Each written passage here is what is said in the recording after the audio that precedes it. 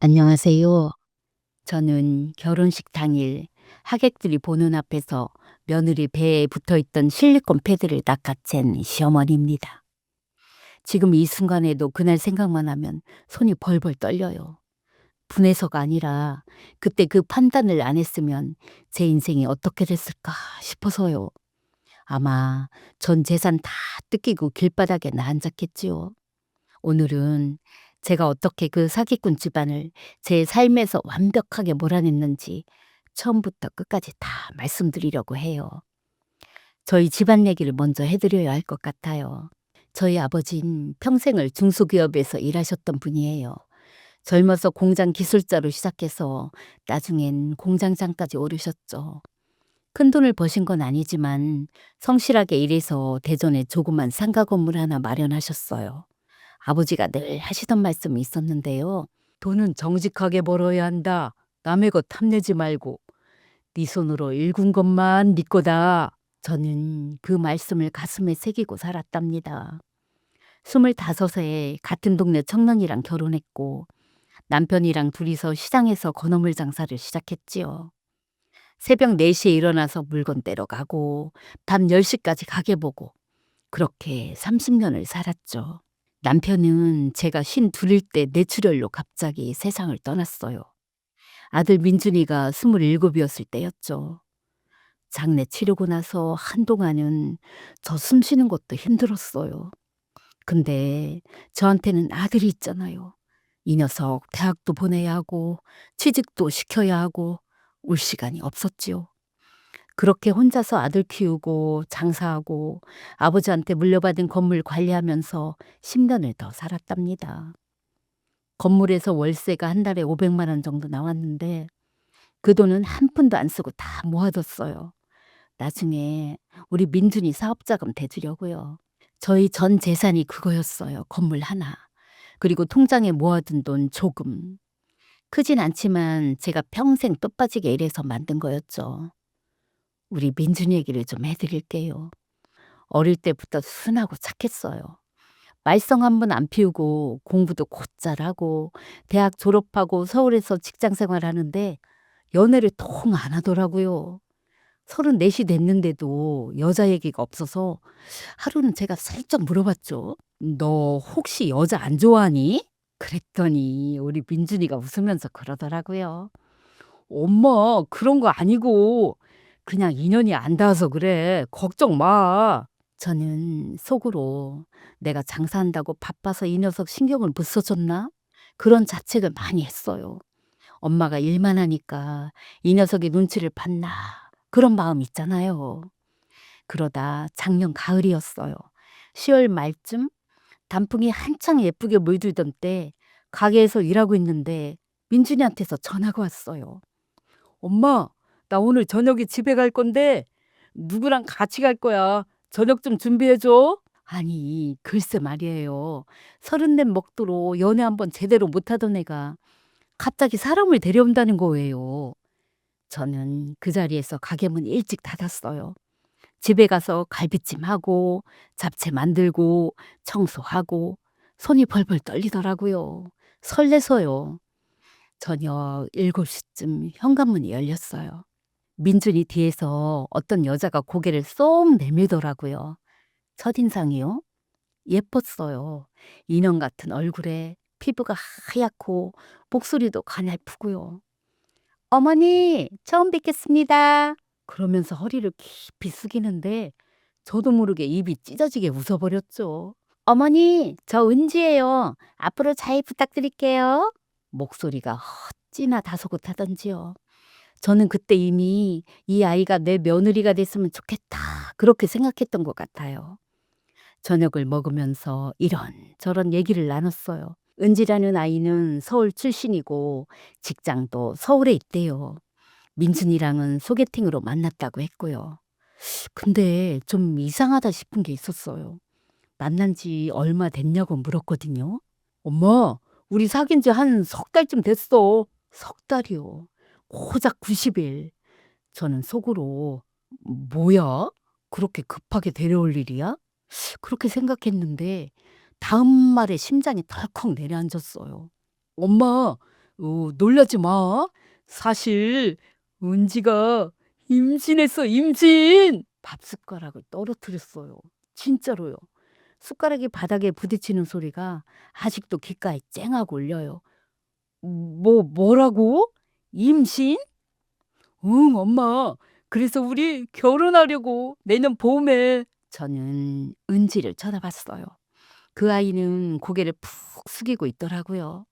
배를 보니까 약간 불러있는 것 같기도 하고. 어머니, 죄송해요. 순서가 바뀌어서 원래 이러려던 건 아닌데요. 눈물을 뚝뚝 흘리는 거예요.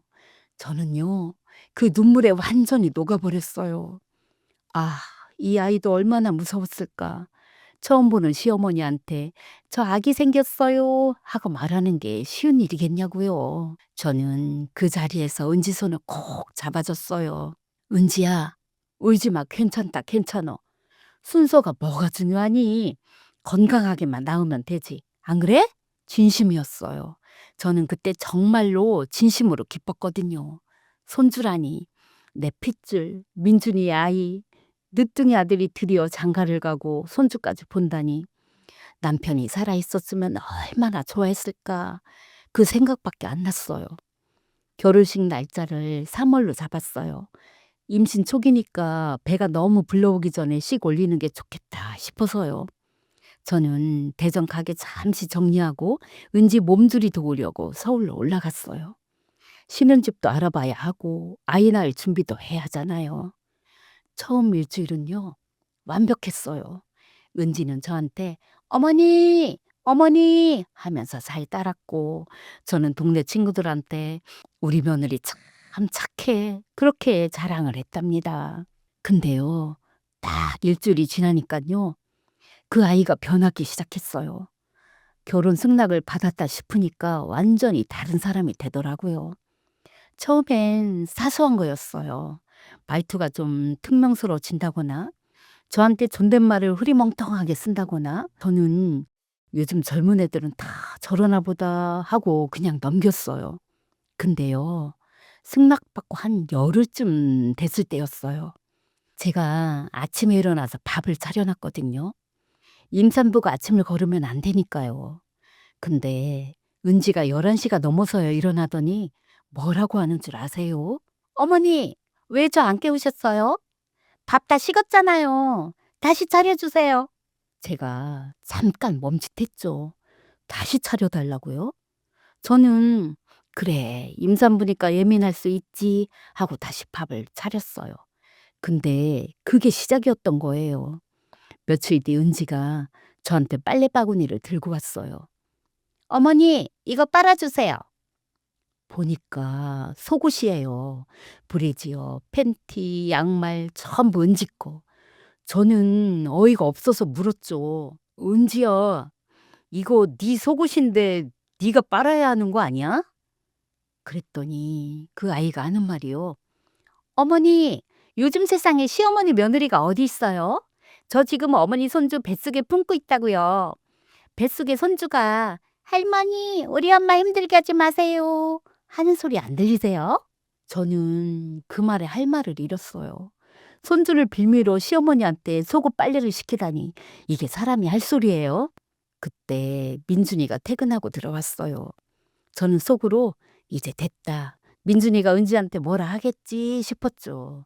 근데 글쎄요. 엄마, 은지 임신했잖아. 엄마가 좀 도와줘. 어차피 엄마 며칠 있다 대전 내려가면 은지 혼자 다 해야 되는데 지금이라도 좀 챙겨주면 안 돼? 저는 길을 의심했어요. 내 아들이, 내가 30년 키운 그 아들이 저한테 이런 말을 하는 거예요. 며느리 속옷 빨래가 도와주는 것이라고요. 민준아, 그래도 속옷은 본인이. 아, 참 엄마 왜 그래? 은지가 힘들다잖아. 임산부한테 스트레스 주면 애한테 안 좋다고. 은지가 민준이 뒤에서 슬쩍 웃더라고요. 그 웃음이요, 아직도 잊히지 않아요. 봤지? 네 아들 내 편이야. 하는 그런 비웃음이었어요. 저는 그날 밤 화장실에서 은지 속옷을 손빨래하면서 눈물이 났어요. 제가 뭐 하는 건지, 예순 넘어서 남의 집 딸년 속옷을 빨고 있으니. 근데 뭐 어떡해요. 손주가 인질이고 내 아들마저 저쪽 편인데요. 그리고 며칠 뒤 은지가 저한테 슬쩍 말을 꺼내더라고요. 어머니, 그 대전 건물에서 월세 500 넘게 나온다면서요? 저는 순간 가슴이 철렁했어요. 이 아이가 내 재산을 어떻게 알았지? 분명 민준이한테 들었겠죠. 오, 응, 그렇긴 한데 그건 왜? 그랬더니 은지가 하는 말이요. 그거 나중에 다 저희 튼튼이 거잖아요.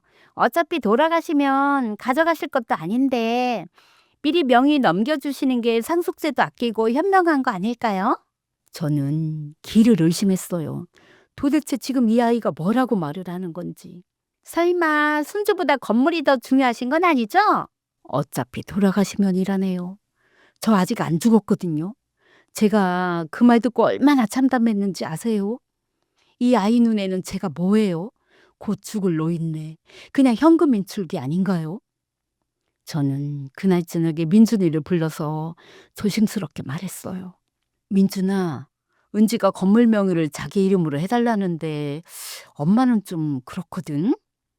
그랬더니 우리 민준이가 뭐라 하는 줄 아세요? 엄마, 그게 왜?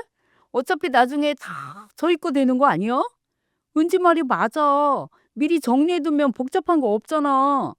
은지가 얼마나 불안하겠어. 결혼도 안 했는데 애까지 생겼으니. 저는 그 순간 뒤통수를 맞은 기분이었어요. 내가 30년을 피땀 흘려 일군 재산을 석 달 만난 여자한테 통째로 넘기라는 거예요. 그것도 내 아들 입으로요. 민준아, 그래도 결혼도 안 했는데 명의를, 엄마, 은지가 서운해하면 어떡해. 애한테 스트레스 가면 안 되잖아. 엄마가 좀 양보해라. 응? 양보요. 제가 평생 모은 재산을 양보하라고요. 저는 더 이상 아무 말도 못했어요. 내 아들이 완전히 저쪽 사람이 돼버렸더라고요. 그리고 며칠 후 새벽 2시에 전화가 왔어요. 잠결에 받았더니 은지더라고요.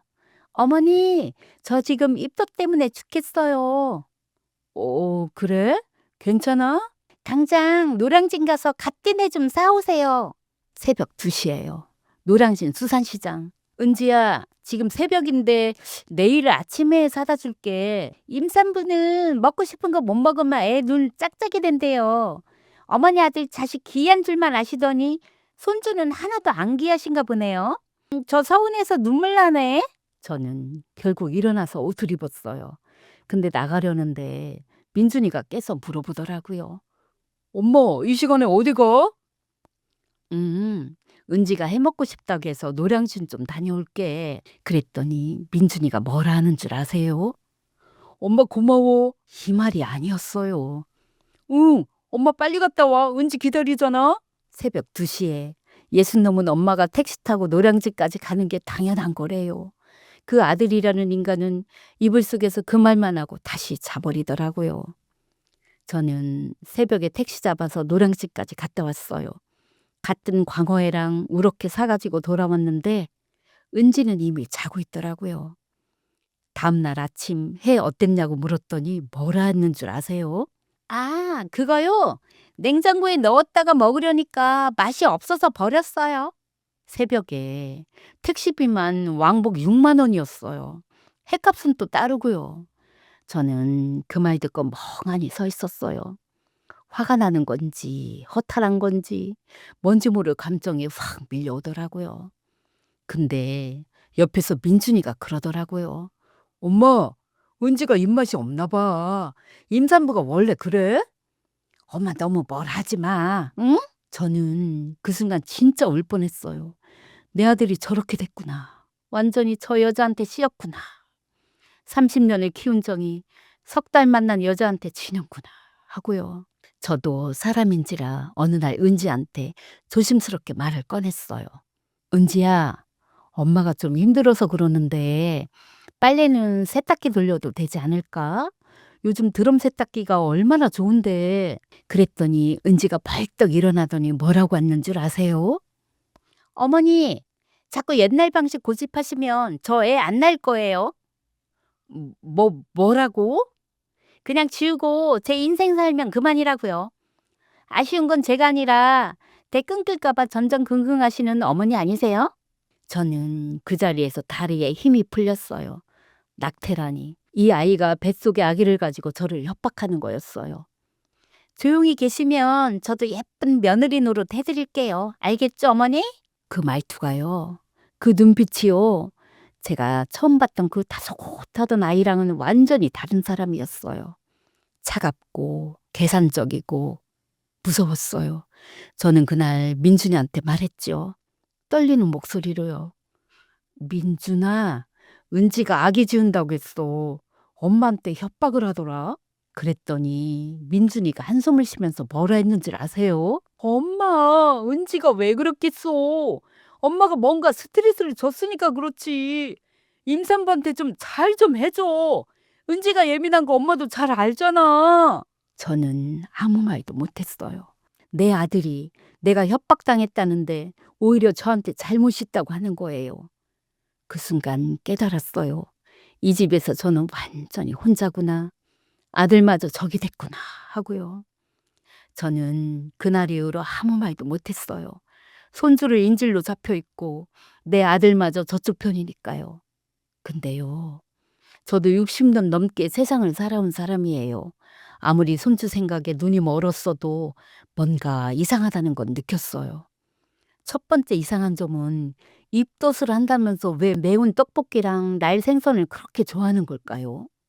임산부가 피해야 할 음식들인데요. 두 번째 이상한 점은 배가 불러오는 속도가 너무 빨랐어요. 임신 초기라는데 벌써 저렇게 많이 나왔나 싶었지요. 세 번째 이상한 점은요. 왜 병원을 같이 가자고 하면 죽기 살기로 거부하는 거지? 요즘 젊은 사람들은 시어머니랑 병원 같이 안 가요. 라면서 발작을 하더라고요. 그래서 제가 어느 날 은지가 소파에서 낮잠을 자고 있을 때 슬쩍 담요를 덮어주는 척 하면서 배에 손을 살짝 대봤어요. 그 순간 온몸에 소름이 돋았어요. 사람 살결이 아니었어요. 차갑고 딱딱하고 뭔가 인공적인 느낌이었어요. 마치 실리콘 같았죠. 저는 그때 처음으로 생각했어요. 설마 이 배가 가짜인 건가? 근데 저도 확신이 없었어요. 내가 너무 예민한 건가? 나이 먹으니까 이상한 생각을 하나? 그런 자책이 먼저 들더라고요. 그래서 저는 결정했어요. 확인을 해보자고. 근데 은지한테 들키면 안 되니까 아주 조심스럽게요. 여기까지가 제가 굴론도를 만난 이야기예요. 저는 그렇게 제 자리에서 쫓겨나고 있었어요. 제가 30년간 지켜온 모든 것이 석 달 만난 여자한테 조금씩 빼앗기고 있었던 거죠. 제 재산, 제 자존심, 그리고 제 아들까지요. 솔직히 며느리보다 더 서러웠던 건 아들이었어요. 내가 뼈 빠지게 키운 자식이 석 달 만난 여자 편을 드니까요. 제가 힘들다고 하면 은지가 임산부잖아 하고, 제가 억울하다고 하면 엄마가 스트레스 줬으니까 그렇지 하고요. 그 아들이라는 인간이 한 번도 제 편을 안 들어주더라고요. 근데 저는 그냥 당하고만 있지 않았어요. 60년 살아온 제 촉이 있잖아요. 그 촉이 뭔가 이상하다고 확인해 보라고 계속 신호를 보내고 있었거든요. 참는 자에게 복이 오는 게 아니더라고요. 참는 자를 만만하게 보는 게 세상이에요. 저도 그걸 깨닫는데 시간이 좀 걸렸어요. 자, 그래서 제가 뭘 했냐고요? 아무것도 안 했어요. 적어도 겉으로는요. 저는 그날 이후로 완전히 다른 사람이 됐어요. 겉으로는 여전히 은지 빨래해주고 밥 차려주고 우리 며느리 최고 하면서 웃었죠. 근데 속으로는 이 여자의 일거수일투족을 전부 관찰하기 시작했어요. 60년 세상 살면서 배운 게 있어요. 거짓말하는 사람은 반드시 꼬리가 잡힌다는 거. 아무리 연기를 잘해도 24시간 완벽할 수는 없거든요. 저는 그 꼬리를 잡으려고 눈에 불을 켰어요. 그리고 드디어 잡았어요. 세 개의 꼬리를요. 첫 번째 꼬리는 가짜 입덧이었어요. 은지는 저한테 입덧이 심하다고 늘 난리를 쳤거든요. 아침마다 화장실에서 헛구역질 소리가 들렸고 밥상 앞에서도 우웩 우웩 하면서 난리를 피우곤 했죠. 어머니, 저 너무 힘들어요. 입덧 때문에 아무것도 못 먹겠어요. 그러면서 밥을 두세 숟갈 뜨고는 숟가락을 놓더라고요. 저는 아이고 불쌍해라 우리 며느리 어쩌니 고생이 많구나. 그러면서 따로 죽을 써주고 과일 깎아주고 그랬죠. 근데요 어느 날이었어요. 민준이가 야근한다고 해서 저는 일찍 제 방에 들어갔어요. 불 끄고 누워있는데 거실에서 뭔가 소리가 나더라고요. 비닐 뜯는 바스락 소리, 플라스틱 용기 뚜껑 딸깍 열리는 소리. 저는 살금살금 방문을 열고 나가봤어요. 글쎄 은지가 거실 바닥에 앉아서 뭘 먹고 있는 거예요. 불도 안 켜고 핸드폰 불빛만 비추면서요. 저는 숨죽이고 지켜봤어요. 그게 뭐였는지 아세요? 엽기 떡볶이요. 그것도 가장 매운맛으로요. 쩍쩍 쩍쩍 빨간 국물에 절은 떡을 입에 넣고 씹어 돌리는 소리가 들렸어요.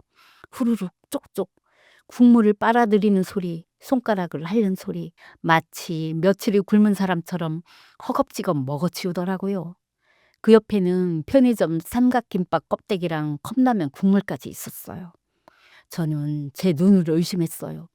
입덧 때문에 죽겠다던 사람이 새빨간 엽떡을 저렇게 맛있게 먹는다고요? 임산부가 저런 자극적인 음식을 저렇게 먹어도 되는 건가요? 저는 모른 척하고 다시 방으로 들어갔어요. 심장이 쿵쾅쿵쾅 뛰더라고요. 다음날 아침 저는 일부러 물어봤어요. 은지야, 어젯밤에 뭐 좀 먹었어? 부엌에 용기가 있던데? 은지가 눈을 동그랗게 뜨더니 태연하게 그러는 거예요. 아, 그거요? 민준 오빠가 야식 시켜 먹고 간 거예요. 전 입덧 때문에 한 입도 못 먹었어요. 뻔뻔하게 거짓말을 하더라고요. 저는 아무 말 안 하고 넘어갔어요.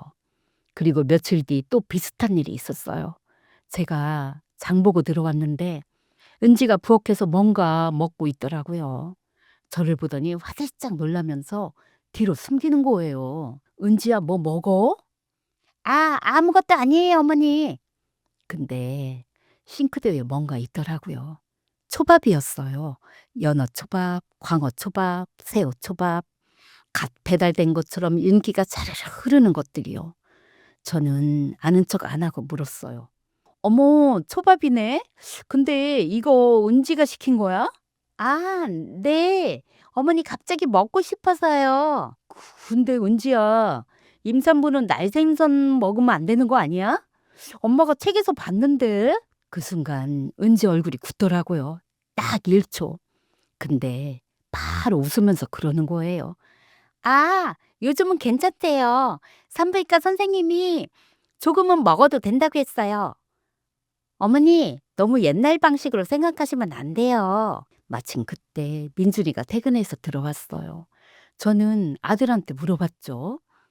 민준아, 임산부가 해 먹어도 되는 거야? 엄마 때는 다들 조심했는데.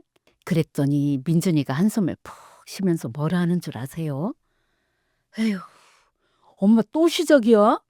엄마 때랑 지금이랑 얼마나 다른데. 엄마는 맨날 옛날 방식만 고집하니까 은지가 답답해하는 거잖아. 요즘 의학이 얼마나 발전했는데 그래. 좀 공부 좀 하고 그래라. 응? 공부를 하라고요. 제가요. 저는 할 말을 잃었어요. 은지가 뒤에서 민준이 팔짱을 끼면서 그러더라고요. 오빠, 괜찮아. 어머니가 원래 좀 걱정이 많으신 거잖아. 나이 드시면 다 그러신데. 나이 드시면 다 그러신데. 저는 그 말에 뒤통수를 맞은 것 같았어요. 이제 저를 노망난 노인네 취급하는 거잖아요. 저는 더 이상 아무 말 안 했어요. 근데 속으로는 확신이 생기더라고요. 뭔가 이상하다. 이건 정상이 아니다. 두 번째 꼬리는요. 가짜배예요. 제가 은지배를 만져봤다고 했잖아요. 그때 느꼈던 그 차갑고 딱딱한 느낌이 계속 머릿속에서 떠나질 않았어요. 내가 잘못 느낀 건가? 아니면 정말 뭔가 이상한 건가? 저는 확인을 해보기로 했어요. 아주 자연스럽게요. 어느 날 저녁 은지가 소파에서 TV를 보고 있었어요. 저는 슬쩍 옆에 앉았죠. 은지야, 배 좀 만져봐도 돼? 우리 튼튼이가 얼마나 컸나 궁금해서 그래. 은지가 움찔하더라고요. 눈이 흔들리는 게 보였어요. 아, 어머니, 지금은 좀. 왜? 잠깐만 만져볼게.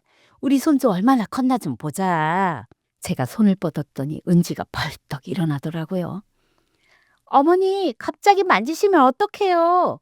임산부한테 그러시면 안 돼요. 배 아파요. 그러면서 방으로 들어가 버리는 거예요.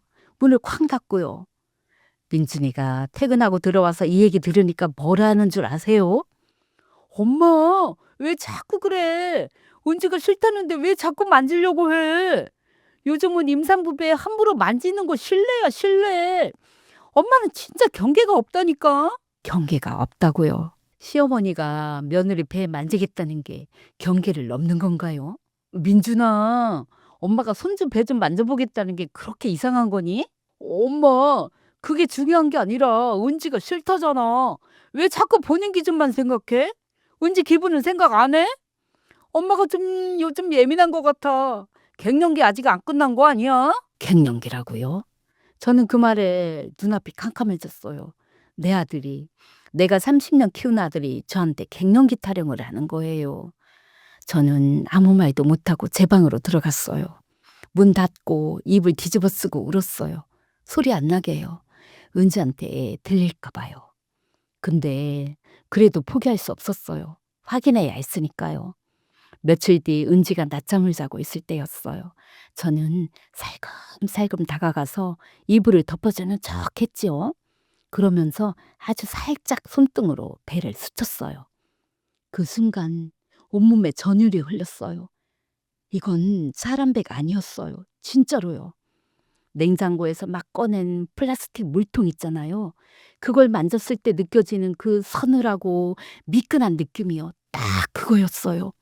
사람 피부의 온기라고는 찾아볼 수 없는 소름 끼치는 냉기가 손등에서 팔뚝까지 쭉 퍼져나가더라고요.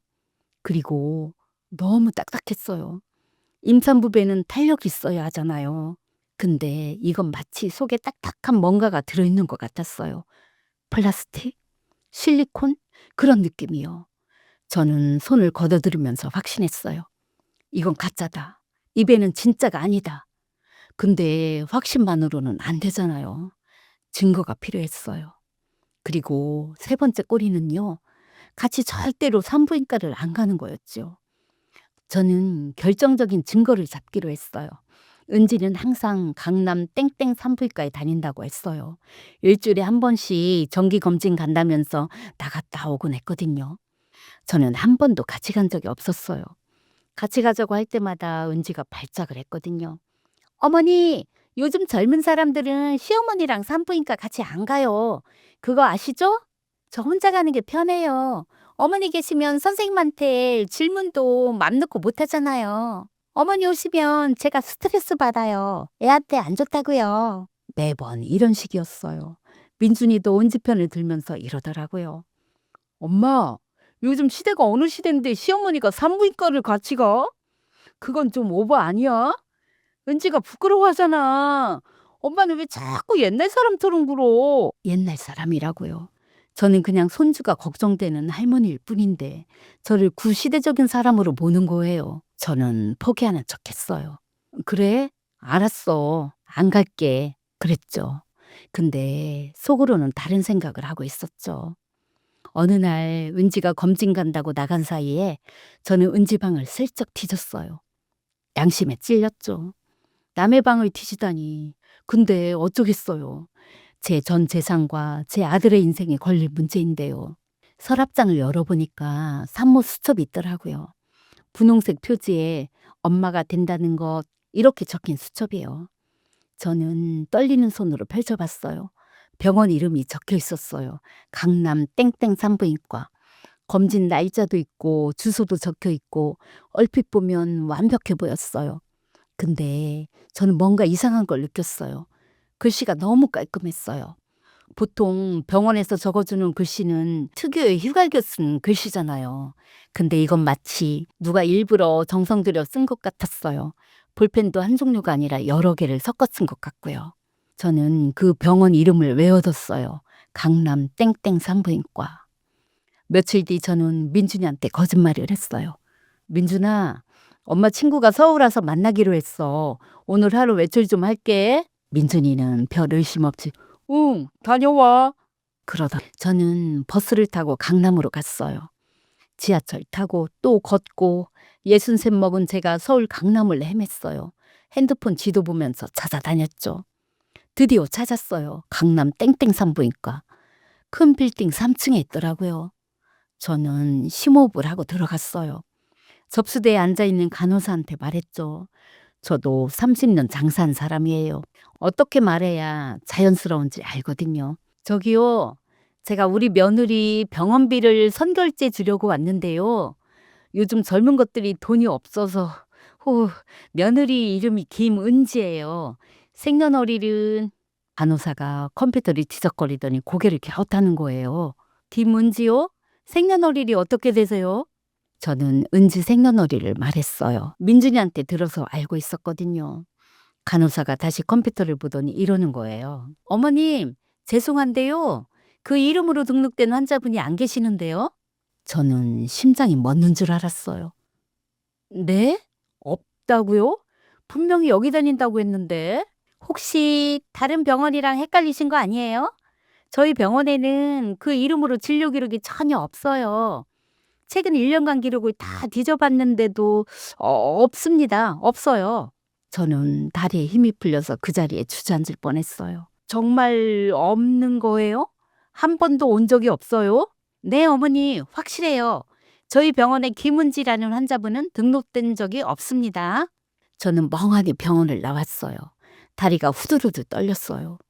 옆에 있는 카페에 들어가서 물 한 잔 시켜놓고 한참을 앉아 있었어요. 이제 확실해졌어요. 은지는 이 병원에 한 번도 온 적이 없는 거예요. 산모 수첩도 가짜, 검진 기록도 가짜. 그럼 배도 가짜라는 거잖아요. 저는 그 카페에서 1시간을 울었어요. 서럽고 분하고 허탈하고 만약 진짜였으면 얼마나 좋았을까. 진짜 손주가 있었으면 얼마나 좋았을까. 근데 눈물을 닦으면서 이런 생각도 들더라고요. 그래, 이제 어떻게 할 거야? 이 사기꾼을 어떻게 처리할 거야? 집으로 돌아오는 버스 안에서 저는 생각을 정리했어요. 첫째, 지금 당장 터뜨리면 안 된다. 제가 너 가짜지? 하고 따지면 어떻게 될까요? 은지는 발뺌하겠죠. 아니에요, 어머니. 치매 오신 거 아니에요? 그렇게 하겠죠. 또 민준이는요. 당연히 은지 편 들겠죠. 엄마, 또 시작이야? 왜 자꾸 은지 힘들게 해? 이러겠죠. 증거 없이 터뜨리면 제가 미친 사람, 갱년기 노인네 되는 거잖아요. 둘째, 결정적인 순간에 터뜨려야 한다. 이왕 터뜨릴 거면 은지가 절대로 발뺌 못하는 상황에서 터뜨려야 해요. 그리고 민준이도 두 눈으로 똑똑히 보게 해야 해요. 자기가 얼마나 바보 같은 짓을 했는지, 자기 엄마를 갱년기니 예민하다느니 하면서 얼마나 상처를 줬는지요. 셋째, 그때까지는 완벽하게 연기해야 한다. 저는 아무것도 모르는 순진한 시어머니 역할을 계속해야 해요. 은지가 방심하도록, 은지가 저를 완전히 만만하게 보도록, 이 멍청한 노인네 하면서 코웃음 치도록요. 저는 결심했어요. 결혼식 날, 그날 터뜨리겠다고요. 가장 많은 사람들이 보는 앞에서 은지의 가면을 벗기겠다고요. 집에 돌아오니까 은지가 소파에 누워서 TV를 보고 있더라고요. 저를 보더니 시큰둥하게 그러는 거예요. 어머니, 친구분 잘 만나셨어요? 저는 활짝 웃으면서 대답했어요. 평생 최고의 연기였던 것 같아요. 잘 만났어. 오랜만에 만나니까 좋더라. 근데 은지야, 오늘 저녁은 뭐 먹고 싶어? 엄마가 맛있는 거 해줄게. 은지가 의아한 표정을 짓더라고요. 평소에 제가 이렇게 상냥하지 않았으니까요. 근데 이내 좋아하면서 그러는 거예요. 저 삼겹살 먹고 싶은데 고기 구워주실 수 있어요? 그럼 당연하지. 우리 며느리, 우리 손주한테 맛있는 거 먹여야지. 손주라는 말에 은지가 살짝 웃더라고요. 승리감에 찬 웃음이었어요. 이 바보 같은 늙은이 끝까지 속는구나 하는 그런 웃음이요. 저도 속으로 웃었어요. 그래, 웃어라. 실컷 웃어라. 네가 올 날이 곧 온다. 저녁에 민준이가 퇴근하고 왔어요. 저는 고개를 구우면서 일부러 밝은 척했어요. 민준아, 결혼식 준비 잘 되어가? 응, 엄마. 거의 다 됐어. 청첩장도 다 돌렸고. 그래? 잘 됐네. 우리 은지 예쁜 드레스 입혀야지. 드레스는 골랐어? 은지가 신나서 대답하더라고요. 네, 어머니. 강남에 있는 샵에서 골랐어요. 진짜 예뻐요. 레이스가 막 달린 거예요. 어머, 좋겠다. 얼마야? 대여료가 500이에요. 500만 원. 저는 속으로 웃으면서 대답했죠. 그래, 알았어. 엄마가 내줄게. 우리 며느리 예쁘게 입어야지. 은지 얼굴이 환해지더라고요. 민준이도 웃으면서 엄마 최고 그러더라고요. 바로 그날 저녁 저는 제 명의 카드로 드레스 대여료를 결제했어요. 은지한테 현금을 주는 게 아니라 제가 직접 샵에 전화해서 카드를 긁었죠. 그리고 결제하면서 물어봤어요. 저기요, 혹시 취소하면 환불이 어떻게 되나요? 3일 전까지 취소하시면 전액 환불됩니다, 어머님. 저는 그 말을 꼼꼼히 메모해뒀어요. 제가 누굽니까? 30년 건어물 장사로 뼈가 굵은 사람이에요. 돈 거래할 때는 언제나 빠져나갈 구멍을 확보해 두는 거 기본 중에 기본이죠. 그 뒤로 은지가 뭘 요구하든 다 들어줬어요. 예물? 제 카드로 샀어요. 취소 규정 확인하고요. 신혼집 전세금? 제 명의 통장에서 은행 계좌이체로 보냈어요. 보낸 기록 다 캡처해뒀고요. 은지 친정 부모님 선물 명품백 사드렸어요. 면세점이 아니라 백화점에서 제 카드로 긁었죠. 영수증 다 보관해뒀고요. 제가 쓴 돈 전부 기록해뒀어요. 날짜, 금액, 내역, 영수증 전부요. 나중에 한 푼도 안 틀리고 받아낼 거니까요. 은지는 신나서 저를 마음대로 부려먹었어요. 이 멍청한 시어머니 돈봉투 하면서요. 근데 저는 알고 있었어요. 내가 쓴 이 돈 한 푼도 안 틀리고 다 받아낼 거라는 걸요. 사기죄로 고소하면 민사 손해배상까지 받을 수 있거든요. 저도 그 정도는 알아요. 그렇게 판을 키우면서 저는 뒷조사도 시작했어요. 은지라는 여자가 대체 뭐 하는 사람인지, 진짜 직장이 있긴 한 건지, 그리고 저 친정 부모라는 사람들이 진짜 은지 부모가 맞긴 한 건지. 처음에는 막막했어요. 제가 뭘 알겠어요. 60 넘은 노인이. 근데 저한테도 30년 장사하면서 쌓인 인맥이 있거든요. 대전시장 상인들끼리 아는 사람이 얼마나 많은데요. 그중에 흥신소하는 아들 둔 사람이 있었어요. 명란젓집 김 사장 막내 아들이요. 저는 그 아이한테 연락을 했어요. 아줌마? 무슨 일이세요? 준혁아, 아줌마가 좀 급하게 알아볼 게 있어서 그러는데 사람 신원조회 같은 거 할 수 있어? 그 아이가 좀 놀라더라고요. 평소에 저런 부탁할 사람이 아니니까요. 근데 제가 사정을 설명하니까 바로 알겠다고 하더라고요. 아줌마, 걱정 마세요. 제가 알아볼게요. 김은지라고 했죠? 생년월일이랑 전화번호 알려주세요. 저는 은지 정보를 다 넘겨줬어요. 그리고 일주일을 기다렸죠. 그리고 일주일 뒤 준혁이한테 전화가 왔어요. 아줌마, 저 준혁이에요. 그 여자 건으로 전화 드렸는데요. 응, 그래, 뭐 나왔어? 아줌마, 앉아 계세요? 응, 왜? 이거 좀 심각해요. 저는 심장이 쿵 하고 내려앉았어요. 뭔가 나올 줄은 알았지만 준혁이 목소리가 너무 무거웠거든요. 그래, 말해봐. 뭐가 나왔어? 일단 김은지라는 여자요. 본명이 아니에요. 뭐? 본명이 아니라고? 네, 진짜 이름은 박수연이에요. 3년 전에 개명했더라고요. 저는 입이 딱 벌어졌어요. 이름부터 가짜였던 거예요. 왜 개명을 한 거야? 그게요, 아줌마. 이 여자 전과가 있어요. 전과? 사기죄요. 2년 전에 집행유예 받았어요. 저는 그 자리에서 주저앉을 뻔했어요. 사기 전과자라고요. 준혁이가 보내준 자료를 보면서 저는 손이 덜덜 떨렸습니다. 박수연, 아니 김은지라는 여자의 진짜 정체는요, 이랬어요. 4년 전 이 여자는 경기도에 사는 한 남자를 만났대요. 그 남자도 우리 민준이처럼 늦게까지 결혼을 못한 노총각이었고 부모님이 건물을 갖고 있는 집안이었대요. 똑같았어요. 방식이 똑같았어요. 만난 지 몇 달 안 돼서 임신했다고 하고 결혼 승낙 받고 시어머니한테 갖은 행패를 부리면서 재산을 빼돌렸대요. 전세금 명목으로 2억, 예물 명목으로 5천만 원. 이것저것 합쳐서 3억 가까이 뜯어냈대요. 근데 그 집 시어머니가 뭔가 이상한 걸 눈치채고 병원에 확인을 했대요. 그래서 결혼식 전에 들통이 났고 그 남자 집에서 고소를 해서 사기죄로 집행유예를 받은 거래요. 그리고 나서 이 여자가 뭘 했는지 아세요? 이름을 바꿨어요. 박수연에서 김은지로. 그리고 서울로 올라와서 새로운 사냥감을 찾은 거예요. 그게 바로 우리 민준이었던 거죠. 저는 전화기를 들고 한참을 멍하니 서 있었어요.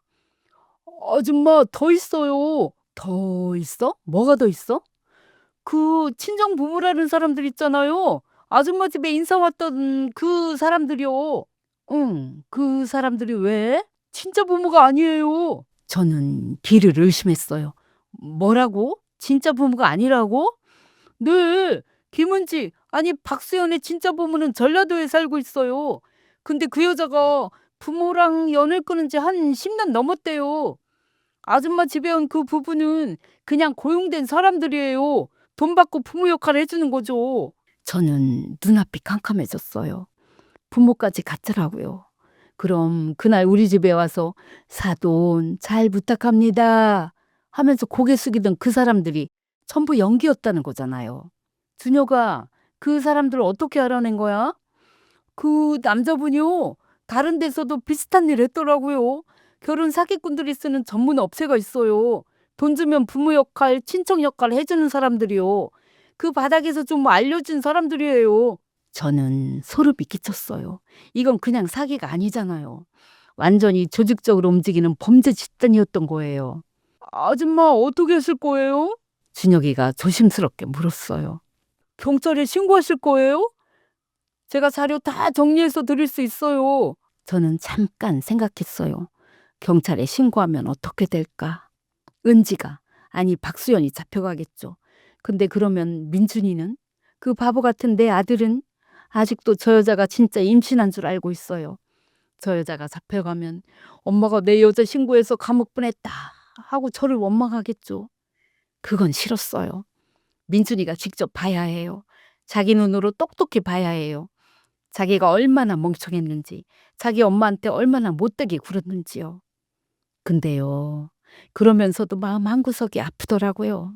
내가 잘못 키운 건가? 내가 장사한다고 너무 바빠서 이 녀석 눈 하나 제대로 못 마주쳐준 건가? 그런가? 아버지 일찍 보내고 혼자 키우느라 오냐 오냐 너무 받아준 건 아닌가? 그래서 저렇게 사람 보는 눈이 없어진 건 아닌가? 미안함과 분노가 뒤섞여서 뭐가 뭔지 모르겠더라고요. 근데 지금 그런 자책할 때가 아니잖아요. 일단 저 사기꾼을 처리하고 나서 그 다음에 민준이랑 얘기해도 늦지 않아요. 준혁아, 경찰은 아직 아니야. 그럼 어떻게 하시려고요? 결혼식 날 터뜨릴 거야. 결혼식이요? 응. 그날 다 모이잖아? 은지 친구들, 가짜 부모 하객들, 그리고 우리 민준이까지 다 보는 앞에서 그냥 가면 벗길 거야. 준혁이가 한숨을 쉬더라고요. 아줌마, 그거 위험하지 않아요? 그 여자가 발뺌하면요? 발뺌 못하게 할 거야. 증거를 확실하게 잡아놓을 거니까. 저는 그날부터 본격적으로 준비를 시작했어요. 첫 번째, 녹음기를 샀어요. 요즘 녹음기가 얼마나 작은지 아세요? 펜 모양으로 생긴 것도 있고 손톱만한 것도 있어요. 저는 인터넷에서 펜 모양 녹음기를 하나 샀어요. 은지가 저한테 하는 말을 다 녹음해 두려고요. 두 번째, 자료를 정리했어요. 준혁이가 보내준 자료들, 전과 기록, 개명 기록, 가짜 부모 정보 전부 프린트해서 파일에 넣어뒀어요. 결혼식 날 나눠주려고요. 세 번째, 영수증을 모았어요. 제가 은지한테 쓴 돈 내역이요. 드레스 대여료, 예물값, 전세금 보탠 돈, 은지 친정 부모한테 사준 명품 백값 전부 날짜별로 정리해서 표를 만들었어요. 나중에 민사소송할 때 써야 하니까요. 네 번째, 결혼식 순서를 확인했어요. 보통 결혼식에서 양가 어머니가 축사를 하잖아요. 저는 그 시간을 노릴 거예요. 마이크를 잡고 하객들 앞에서 전부 까발릴 거예요. 그러면서도 저는 겉으로는 완벽한 연기를 계속했어요. 은지야, 오늘 뭐 먹고 싶어? 어머니, 저 갈비탕 먹고 싶어요. 그래, 알았어. 엄마가 끓여줄게. 은지는 점점 더 기고만장해지더라고요. 시어머니가 완전히 자기한테 넘어왔다고 생각한 거죠. 어느 날은 이러더라고요. 어머니, 결혼하고 나면 그 대전 건물 명의 정리해 주실 거죠? 튼튼이가 태어나기 전에 정리해 두는 게 좋을 것 같아서요. 저는 속으로 피가 거꾸로 솟았지만 웃으면서 대답했어요. 그래, 알았어. 결혼식 끝나고 정리하자. 결혼식 끝나고요. 그때쯤이면 너는 경찰서에 있을 텐데. 은지가 좋아하면서 민준이한테 전화하더라고요. 오빠, 어머니가 건물 명의 정리해 주신대. 역시 우리 어머니 최고. 전화기 너머로 민준이 웃음소리가 들려요. 엄마 최고! 그러면서요. 저는 그 소리 들으면서 이를 악물었어요. 그러면서도 가슴이 아프더라고요. 저 바보 같은 녀석. 네가 최고 하는 그 엄마를 네가 얼마나 힘들겠는지 알기나 하니? 민준아, 네가 직접 봐야 해. 네가 얼마나 멍청했는지 네 눈으로 똑똑히 봐야 한다고. 결혼식 이틀 전 저녁, 저는 신부 대기실에 가서 드레스가 잘 준비됐나 확인했어요. 500만 원짜리 드레스가 행거에 걸려 있더라고요. 레이스가 달린 예쁜 드레스요. 저는 그 드레스를 보면서 속으로 생각했어요. 그래, 마음껏 입어라. 시 끝나고 바로 반납 처리하고 내 돈 다 찾아올 거니까. 500만 원 한 푼도 안 틀리고 예물로 사준 목걸이랑 귀걸이도요. 전부 제 명의 카드로 긁었고 취소 가능 기간 확인해 뒀어요. 결혼식 안 하면 전액 환불이에요. 그리고 신혼집 전세금으로 보탠 돈, 은지 친정 부모한테 사준 명품 백값, 영수증 다 있고 계좌이체 내역 다 있어요. 사기죄로 고소하면 민사까지 가서 다 받아낼 거예요. 30년 장사하면서 배운 게 있어요. 돈 거래는 반드시 증거를 남겨라. 그래야 나중에 안 당한다. 저도 그 정도는 알아요. 그날 저녁 저는 대전에서 오랜 친구들을 불러 모았어요. 시장에서 같이 장사하던 언니들, 동생들 다들 제 사정을 듣더니 입을 딱 벌렸죠. 세상에 그런 나쁜 년이 있어? 어머, 어떻게 우리 언니가 그런 사기꾼한테 당했어? 결혼식 날 터뜨린다고? 우리도 갈게. 우리가 도와줄게. 명숙 언니가 주먹을 불끈 쥐면서 그러더라고요. 언니, 걱정 마. 전년이 도망가려고 하면 내가 머리채라도 잡을 테니까. 30년 생선 장사하면서 키운 악력이 어딜 안 가. 순자가 팔을 걷어붙이면서 그랬어요. 맞아. 시장에서 도둑놈 잡을 때 쓰던 실력 아직 안 죽었어. 전년이 발이라도 빼면 내가 태클 걸어서 넘어뜨릴게. 영희가 눈을 부라리면서 그러더라고요. 우리 언니가 평생 고생했는데 그걸 저런 사기꾼한테 뜯기게 놔둬? 내가 가만 안 있어, 언니. 오늘 내가 소주 살 테니까 같이 마시면서 작전 짜자. 저는 그 언니들 손을 잡으면서 눈물이 왈칵 쏟아졌어요. 언니들 고마워, 진짜 고마워. 아이고, 울긴 왜 울어? 우리가 남이야? 30년을 같이 장사한 사이인데 언니 일이 내 일이지. 명숙이 언니가 제 등을 토닥이면서 그러더라고요. 언니, 오늘 실컷 울어. 근데 내일부터는 눈물 닦고 싸울 준비해. 우리가 다 뒤에서 받쳐줄 테니까 전현한테 본때를 보여주자. 저는 그 말에 고개를 끄덕였어요. 그래, 울 건 오늘까지만 울자. 내일부터는 전쟁이다. 저는 그 언니들한테 역할을 나눠줬어요. 명숙이 언니는 식장 입구에서 이 자료 좀 나눠줘요. 하객들한테. 내가 마이크 잡으면 그때 나눠줘요. 순자는 내가 마이크 잡으면 이 녹음 파일 틀어줘. 스피커에 연결해서 내가 손들면 그때 재생 버튼 눌러. 영희 너는 출입구 쪽에서 대기하고 있어. 은지가 도망가려고 하면 막아줘. 전현이 빠져나가면 안 되니까. 다들 씩씩하게 대답하더라고요. 알았어, 언니. 걱정 마. 전현 코빼기도 못 빠져나가게 할게. 내가 출입구 딱 막고 서 있을 테니까 화장실 간다고 해도 안 보내줄 거야. 언니, 우리만 믿어. 30년 시장 언니들이 뭉치면 못할 게 없다고. 저는 그 언니들 손을 콕 잡았어요. 30년 장사하면서 쌓은 정이 이렇게 쓸 줄 몰랐어요. 혼자였으면 못했을 거예요. 이 언니들이 있어서 제가 용기를 낼 수 있었어요. 결혼식 전날 밤이었어요. 저는 잠이 안 와서 거실에 앉아 있었어요. 그때 은지가 방에서 나와서 화장실을 가더라고요. 근데 가면서 전화를 받는 거예요. 목소리가 작았지만 조용한 새벽이라 다 들렸어요. 저는 재빨리 펜 녹음기를 꺼내서 녹음 버튼을 눌렀어요. 응, 응, 응. 다 준비됐어. 내일만 넘기면 돼. 은지 목소리가 들렸어요. 평소에 저한테 할 때랑은 완전히 다른 목소리였어요. 차갑고 날카롭고 비열한 목소리. 건물 명의? 다 넘긴대. 결혼식 끝나고 바로 하기로 했어. 킥킥거리는 웃음소리가 들렸어요. 정말 소름 끼치는 웃음이었지요. 걱정 마. 이 바보 같은 노인네. 배에 실리콘 넣고 다니는 줄도 모르고 끝까지 속더라. 아, 진짜 웃겨. 손주 보고 싶다고 내 가짜 배 만지려고 그렇게 안달이었는데 그게 플라스틱인 줄도 모르고. 저는 이를 악물었어요. 손에 쥔 녹음기가 부서질 것 같았어요. 아들도 완전 멍청해. 엄마 말은 하나도 안 듣고 내 편만 들어. 갱년기 어쩌고 하면서 엄마를 미친 사람 취급하더라. 아, 진짜 봉이야, 봉. 이 집은 완전 호구 집안이야. 그 말투가요. 그 비웃는 톤이요. 제가 평생 들어본 것 중에 가장 악마 같은 소리였어요. 사람이 어떻게 저런 소리를 할 수 있지? 저렇게 비열할 수 있지? 응, 결혼식 끝나고 한 달 정도 있다가 유산했다고 할 거야. 슬프게 울면서, 아이고, 우리 아기 이러면서. 그때쯤이면 명의도 다 넘어오고 전세금도 내 통장에 있을 테니까. 그 다음에 성격 차이로 이혼하면 끝이지 뭐. 전화 너머에서 뭐라고 하는지 들렸어요. 시어머니? 아, 그 노인네. 그때쯤 되면 아들이랑 사이도 완전히 틀어져 있을 거야.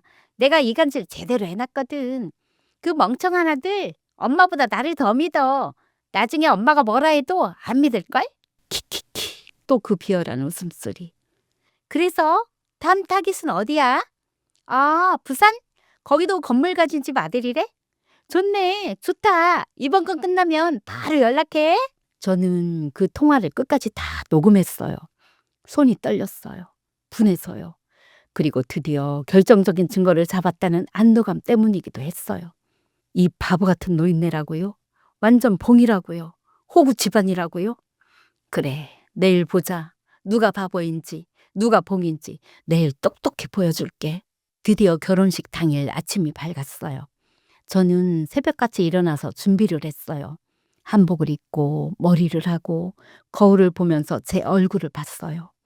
60셋 먹은 주름진 얼굴, 30년 동안 장사하느라 거칠어진 손, 남편 없이 혼자 아들 키우느라 새하얗게 샌 머리카락. 근데 이상하게도 오늘따라 제가 강해 보이더라고요. 오늘 끝내자.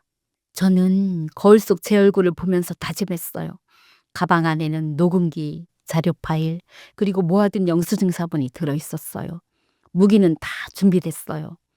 거울 옆에 남편 영정 사진이 있었어요. 저는 그 사진을 보면서 말했어요. 여보, 나 오늘 싸우러 가요. 우리 집 지키러 가요. 당신이 없어서 내가 이렇게 혼자 싸워야 하는 거 좀 서럽긴 한데 그래도 내가 해낼 거예요. 지켜봐줘요, 여보. 이제 전쟁터로 나갈 시간이에요. 식장에 도착하니까 벌써 하객들이 모여 있었어요. 은지 친구들이라는 사람들, 가짜 친정부모, 민준이 회사 동료들 다들 웃고 떠들면서 축하 인사를 하더라고요. 민준이가 저를 보더니 달려왔어요. 엄마, 왔어? 오늘 진짜 떨린다. 저는 그 바보 같은 아들 얼굴을 보면서 복잡한 감정이 밀려왔어요. 미안하기도 하고, 화가 나기도 하고, 내가 잘못 키워서 저렇게 사람 보는 눈이 없어진 건가? 내가 너무 바빠서 제대로 대화를 못 해준 건가 하고요. 근데 지금은 그런 자책할 때가 아니에요. 오늘 끝나면 그때 얘기하자. 오늘은 전쟁이니까. 그래, 떨리지? 오늘 잘해? 저는 민준이 어깨를 토닥이면서 말했어요. 오늘 네가 진실을 알게 되면 너도 많이 힘들겠지. 근데 어쩌겠어. 아파도 알아야 해. 은지는 신부 대기실에서 드레스를 입고 있었어요. 제가 500만 원 주고 빌려준 그 드레스요. 어머니, 오셨어요? 은지가 웃으면서 인사하더라고요. 순백의 드레스를 입고 면사포를 쓰고 겉으로 보면 정말 예쁜 신부였어요. 저는 웃으면서 대답했어요.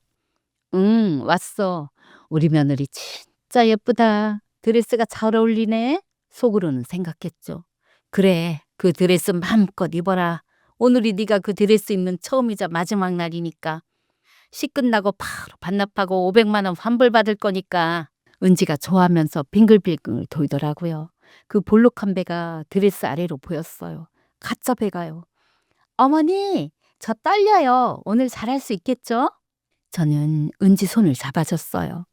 차가운 손이었어요. 배만큼이나 차갑더라고요.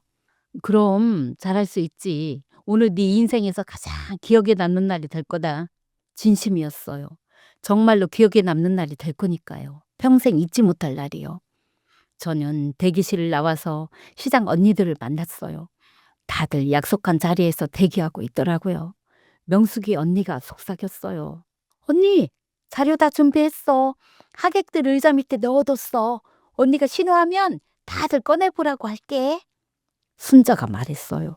녹음 파일 스피커에 연결해 뒀어. 언니가 손들면 바로 재생할게. 볼륨 제대로 해놨어. 영희가 말했어요. 수리고 딱 맞고 서 있을게. 전현이 화장실 간다고 해도 안 보내줄 거야. 도만 꿈도 못 꾸게. 저는 언니들 손을 콕 잡았어요. 고마워. 정말 고마워. 언니들 없었으면 내가 정말 못했을 거야. 무슨 소리야? 언니 우리가 남이야?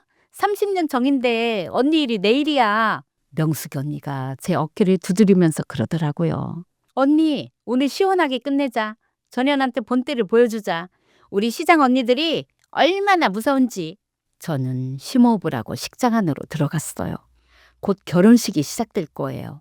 그리고 축사 시간이 오면 제가 마이크를 잡을 거예요. 참았던 모든 것을 터트릴 시간이에요. 결혼식이 시작됐어요. 웨딩 마치가 울려 퍼지고 하객들이 자리에 앉고 사회자가 마이크를 잡고 멘트를 하더라고요.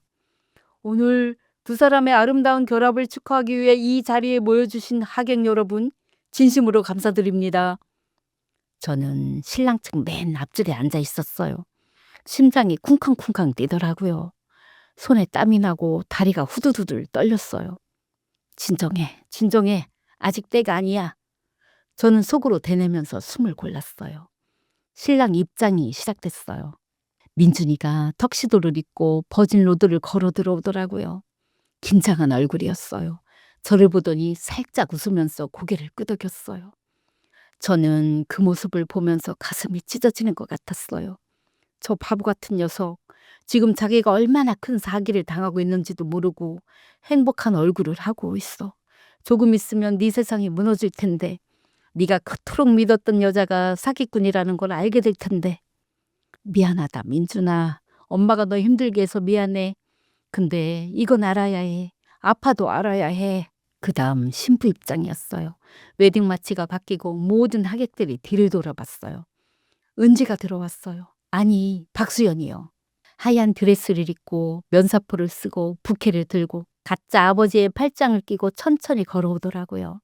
불룩한 배가 드레스 아래로 보였어요. 하객들이 웅성거렸어요. 어머, 신부가 임신했나 봐. 배가 제법 나왔네. 요즘은 속도 위반도 많다더라. 저는 그 가짜 배를 노려봤어요. 저 안에 실리콘 패드가 들어있다는 걸 이제 다 알게 될 거야. 은지가 제 앞을 지나가면서 살짝 웃더라고요. 승리감에 찬 웃음이었어요. 시어머니, 드디어 제가 이겼네요. 하는 그런 눈빛이었어요. 저도 웃어줬어요. 속으로는 이렇게 말하면서요. 그래, 웃어라. 지금 실컷 웃어라. 10분 후에는 네가 울 차례니까. 주례사가 끝나고 성혼 선언이 끝나고 드디어 양가 부모 인사 시간이 됐어요. 사회자가 말했어요. 이제 양가 어머님의 축사가 있겠습니다. 먼저 신부 측 어머님부터 부탁드립니다. 가짜 어머니가 일어나서 마이크를 잡더라고요. 눈물을 글썽이면서 연기를 하는 거예요. 우리 은지가 좋은 사람 만나서 정말 기뻐요. 민준 씨, 우리 딸 잘 부탁해요. 저는 속으로 비웃었어요. 저 여자, 은지 친엄마도 아니면서 돈 받고 연기하는 주제에 그 다음이 제 차례였어요. 이제 신랑 측 어머님 축사 부탁드립니다. 저는 천천히 일어났어요. 다리가 떨렸지만 꾹 참았어요. 이 순간을 얼마나 기다렸는데. 단상 위로 올라가서 마이크를 잡았어요. 하객들이 저를 쳐다봤어요. 200명 넘는 사람들이요. 저는 심호흡을 하고 입을 열었어요. 오늘 이 자리에 와주신 하객 여러분 감사합니다. 저는 또렷한 목소리로 말했어요. 30년 장사하면서 단련된 목소리요. 저는 신랑 박민준의 어머니입니다. 오늘 제 아들의 결혼식에 여러분을 모시게 되어서 참 감회가 새롭습니다. 잠깐 말을 멈췄어요. 은지가 저를 쳐다보고 있었어요. 뭔가 불안한 표정이었어요. 그리고 우리 며느리, 아니, 저는 은지를 똑바로 쳐다봤어요. 우리 며느리가 될 뻔했던 여자, 식장에 술려놨어요. 하객들이 웅성거리기 시작했어요. 뭐라고? 될 뻔했다니? 은지 얼굴이 굳어졌어요. 민준이도 당황한 표정으로 저를 쳐다봤어요. 엄마 무슨 소리야? 저는 민준이를 보면서 말했어요. 민준아, 미안하다. 엄마가 오늘 너한테 큰 상처를 줄 것 같아. 근데 이건 알아야 해. 네가 직접 봐야 해. 저는 순자한테 손짓을 했어요. 신호를 보낸 거예요. 순자가 스피커에 연결된 녹음 파일을 재생했어요. 스피커에서 은지 목소리가 울려 퍼졌지요. 어젯밤에 녹음한 그 통화 내용이요. 걱정 마. 이 바보 같은 노인네 배에 실리콘 넣고 다니는 줄도 모르고 끝까지 속더라. 식장이 조용해졌어요. 200명이 넘는 사람들이 숨을 죽이고 그 목소리를 들었어요. 아들도 완전 멍청해. 엄마 말은 하나도 안 듣고 내 편만 들어. 아, 진짜 봉이야, 봉. 이 집은 완전 호구 집안이야. 은지 얼굴이 하얗게 질려갔어요. 눈이 희둥그레지고 입이 벌어지고 아니 이게 명숙이 언니가 객석에서 소리쳤어요. 뭐가 아니야, 이년아. 네 목소리로 네가 한 말인데 결혼식 끝나고 한 달 정도 있다가 유산했다고 할 거야. 그때쯤이면 명의도 다 넘어오고 전세금도 내 통장에 있을 테니까. 그 다음에 성격 차이로 이혼하면 끝이지. 녹음이 끝났어요. 식장이 아수라장이 됐어요. 세상에 저게 뭐야? 임신이 가짜라고? 사기꾼이었어? 하객들이 웅성거리기 시작했어요. 어떤 사람은 벌떡 일어나고 어떤 사람은 핸드폰을 꺼내서 영상을 찍고 저는 마이크를 다시 잡았어요. 하객 여러분, 의자 밑을 확인해 주세요. 제가 준비한 자료가 있습니다. 명숙 언니가 하객들한테 소리쳤어요. 여러분 의자 밑에 봉투 있어요. 꺼내서 보세요. 하객들이 의자 밑에서 봉투를 꺼냈어요. 그 안에는 제가 준비한 자료가 들어있었어요. 은지의 전과기록, 개명기록, 가짜 부모 정보, 그리고 경기도에서 저질렀던 전 사기 사건 기사. 세상에, 이 여자 전과자야? 4년 전에도 똑같은 짓을 했네. 이름도 가짜야. 본명이 박수연이래. 하객들이 술렁였어요. 어떤 사람은 은지를 손가락질하고 어떤 사람은 욕을 하기 시작했어요. 순자가 객석에서 외쳤어요. 전현 이름도 가짜, 배도 가짜, 부모도 가짜야. 진짜인 게 하나도 없네. 저는 단상에서 내려와서 은지 앞으로 걸어갔어요. 은지가 뒷걸음질을 치더라고요. 얼굴이 새하얗게 질려서 눈동자가 미친 듯이 흔들리고 있었어요. 아니에요, 어머니. 이거 오해예요. 제가 설명할게요. 영희가 객석에서 퍼럭 소리를 질렀어요. 오해는 무슨 오해? 전현님의 오해를 쳐넣어버려. 저는 차갑게 말했어요. 오해? 무슨 오해? 네 목소리로 네가 직접 한 말인데 뭘 오해라고 하는 거야? 그게 그리고 이것도 오해야? 저는 은지의 배를 가리켰어요. 그 불룩한 배를요. 이 배 말이야. 이것도 오해냐고. 은지가 본능적으로 배를 감싸 안았어요. 만지지 마세요. 왜? 만지면 안 되는 이유라도 있니? 진짜 임산부라면 시어머니가 만져도 될 텐데. 저는 한 발짝 더 다가갔어요. 은지가 뒷걸음질을 치다가 의자에 걸려서 휘청거렸어요. 그때 민준이가 달려왔어요. 엄마 잠깐만. 이게 다 무슨 소리야? 저는 민준이를 똑바로 쳐다봤어요. 민준아, 네가 직접 확인해봐. 네 여자 배가 진짜인지 가짜인지 네 눈으로 직접 확인해 보라고. 뭐? 무슨 소리야 엄마. 은지가 임신한 거 엄마도 알잖아. 알아? 내가 뭘 알아? 나는 한 번도 초음파 사진을 본 적이 없어. 한 번도 병원에 같이 간 적이 없다고. 네 여자가 다 막았잖아. 시어머니랑은 병원 안 간다고. 스트레스 받는다고. 민준이 얼굴이 굳어졌어요. 그리고 내가 그 병원에 직접 가봤어. 은지가 다닌다던 그 강남 땡땡 산부인과. 거기 간호사한테 물어봤거든? 김은지라는 환자 있냐고 말이야. 없대. 그 이름으로 등록된 환자가 한 명도 없더라. 1년치 기록을 다 뒤져봤는데도 없다고 했거든? 민준이가 은지를 쳐다봤어요. 얼굴이 일그러져 있었어요. 은지, 이게 무슨 소리야? 너 병원 안 갔어? 은지가 울먹이면서 말했어요. 오빠, 그게 아니야. 내가 다 설명할게. 다 오해야, 오해. 명숙이 언니가 또 소리쳤어요. 또 오해 타령이야? 전현이 오해라는 말밖에 모르나 봐. 그럼 배는? 네 배는 진짜야? 대답해. 네 배는 진짜냐고. 민준이가 소리를 질렀어요. 처음 보는 표정이었어요. 분노와 배신감이 뒤섞인. 저는 결정타를 날렸어요. 민준아, 네가 직접 확인해봐. 만져봐. 진짜 임산부 배인지 아닌지. 민준이가 은지한테 다가갔어요. 은지가 뒷걸음질을 쳤어요. 오빠, 만지지 마. 배 아파. 배가 왜 아파? 만지는 게 뭐가 아파? 민준이가 은지의 손목을 잡았어요. 은지가 발버둥을 쳤어요.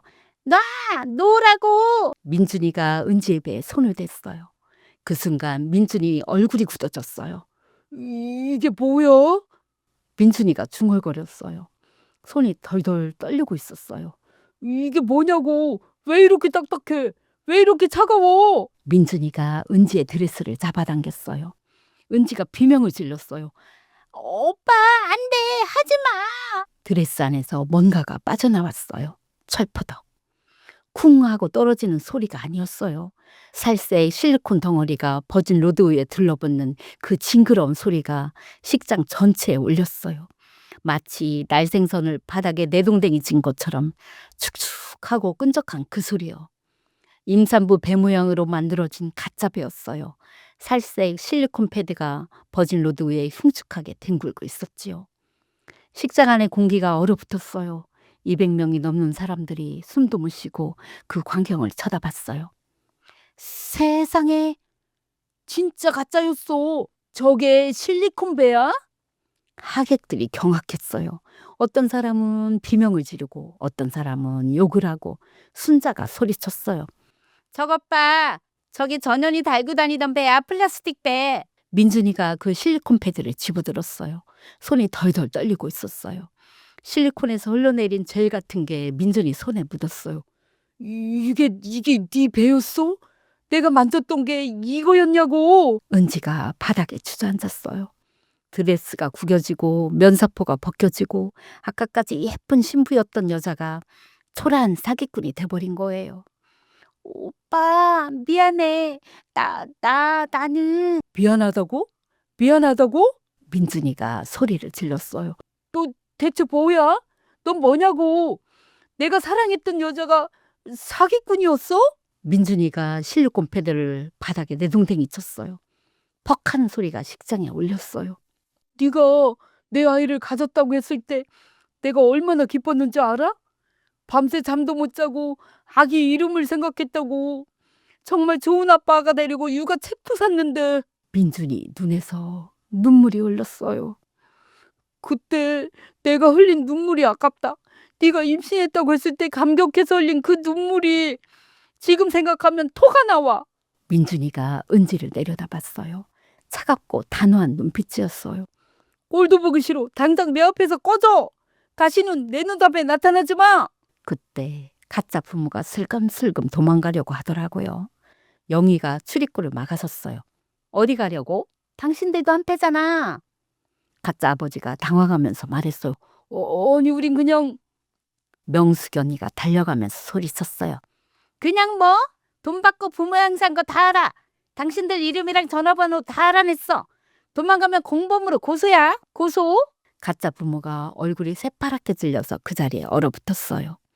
은지 친구들이라던 사람들도 슬금슬금 도망가려고 했어요. 순자가 막아섰지요. 너희도 가만히 있어. 다 증인이야. 여기서 한 발자국도 못 나가. 영희가 팔짱을 끼고 출입구 앞에 딱 버티고 섰어요. 오늘 이 문 나가려면 내 시체를 밟고 나가야 할 거야. 30년 생산 장사하면서 키운 이 악녀. 맛보고 싶으면 어디 덤벼봐. 시장 언니들이 출입구를 완전히 봉쇄했어요. 아무도 빠져나갈 수 없었어요. 저는 은지 앞에 섰어요. 바닥에 주저앉아서 울고 있는 은지 앞에요. 김은지? 아니 박수연. 저는 차갑게 말했어요. 네가 나한테 뭐라고 했는지 기억나니? 바보 같은 노인네? 완전 봉? 호구 집안? 은지가 고개를 들었어요. 눈물 범벅이 된 얼굴이었어요. 아까까지 교만함은 온데간데 없고 비참한 표정만 남아있었지요. 어머니 제발. 제발? 뭘 제발? 네가 나한테 했던 짓을 생각해봐. 새벽 2시에 노량진 가서 해 사오라고 한 거. 네 속옷 살면서 손빨래 하라고 한 거. 내 건물 명의 내놓으라고 한 거. 저는 한 발짝 더 다가갔어요. 그리고 내 아들한테 엄마 말 듣지 말라고 이간질한 거. 내가 걱정한다고 하면 갱년기라고 한 거. 예민하다고? 옛날 사람이라고? 내 아들이 나한테 그런 말 할 때 내가 얼마나 가슴이 찢어졌는지를 알아? 은지가 고개를 숙였어요. 아무 말도 못하고 있었지요. 내가 바보 같은 노인네는 맞아. 손주 보고 싶어서 네 가짜배를 진짜인 줄 알고 만지려 했으니까 말이야. 근데 말이야. 저는 은지의 턱을 잡고 강제로 고개를 들게 했어요. 이 바보 같은 노인네가 너를 잡았어. 네 꼬리를 밟았어. 그러니까 누가 진짜 바보인지 다시 한번 생각해봐. 저는 일어나서 하객들을 향해 말했어요. 오늘 결혼식은 없습니다. 여기 있는 이 여자는 사기꾼입니다. 이미 4년 전에도 같은 수법으로 다른 집안에서 3억을 뜯어낸 전과가 있습니다. 하객들이 웅성거렸어요. 그리고 저 가짜 부모도 공범입니다. 돈 받고 부모 행세를 한 사람들이에요. 전부 경찰에 고소할 겁니다. 저는 민준이를 쳐다봤어요. 민준아.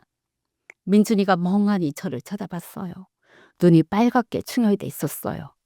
오늘 네가 많이 힘들 거야. 많이 아플 거야. 근데 이건 알아야 해. 네가 평생 저 사기꾼한테 속아서 살 순 없잖아? 민준이가 눈물을 흘렸어요.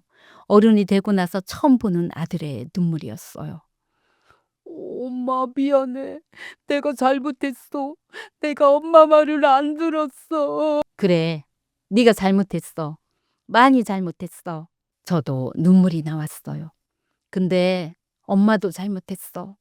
네가 사람 보는 눈이 없게 된 건 엄마 책임도 있어. 바빠서 너한테 신경을 못 썼으니까. 민준이가 제 앞에 무릎을 꿇었어요. 엄마 미안해.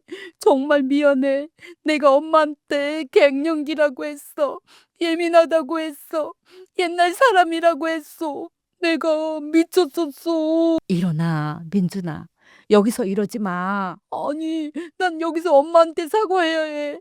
다 보는 앞에서 내가 엄마한테 얼마나 못되게 굴었는지 다 알아야 한다고. 저는 민준이를 일으켜 세웠어요. 그리고 꽉 안아줬지요. 됐어. 네가 무사한 게 다행이야. 저 사기꾼한테 평생 당할 뻔했는데 그거 안 당한 게 다행이야. 그때 은지가 벌떡 일어나서 도망가려고 했어요. 영희가 번개같이 달려가서 은지 팔을 잡았어요. 어디 가려고 이년아? 명숙이 언니가 달려왔어요.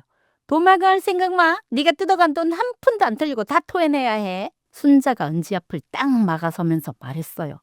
이년아, 우리 언니가 새벽에 노량진 가서 사온 햇값도 받아낼 거야. 택시비 6만 원에 햇값 12만 원. 그것도 이자 붙여서 다 받아낼 줄 알아? 은지가 발버둥을 쳤어요. 나요, 놓으라고요. 저는 은지 앞에 섰어요. 도망? 도망은 무슨? 네가 나한테 받아 챙긴 돈 다 계산해 뒀어. 드레스 대여료 500만 원, 예물값, 전세금, 명품백, 전부 영수증 있어. 계좌이체 기록 다 있다고. 저는 가방에서 서류 뭉치를 꺼냈어요. 이거 다 민사 소송 자료야. 사기죄로 형사 고소하고 민사로 손해배상 청구할 거야. 네가 뜯어간 돈 단돈 10원도 안 틀리고 다 받아낼 거다. 알겠니?